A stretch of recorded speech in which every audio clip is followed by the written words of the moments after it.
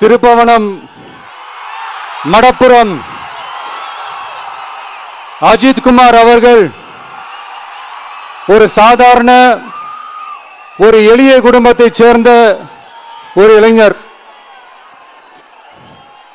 அந்த சாதாரண குடும்பத்துக்கு நடந்த அந்த கொடுமைக்கு சிஎம் அவர்கள் சாரி சொன்னாங்க, தப்பு இல்லை. இப்ப அதோட சேர்த்து இதையும் கொஞ்சம் பண்ணிருங்க சிஎம் சார். உங்களுடைய ஆட்சி காலத்தில் இதே மாதிரி போலீஸ் விசாரணையில் 24 பேர் இறந்து போயிருக்கிறாங்க.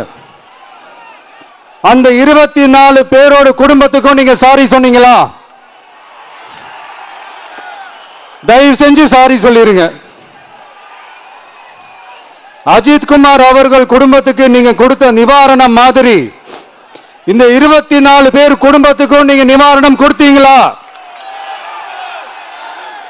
தயவு செஞ்சு நிவாரணம், அந்த நிவாரணத்தையும் கொடுத்துருங்க.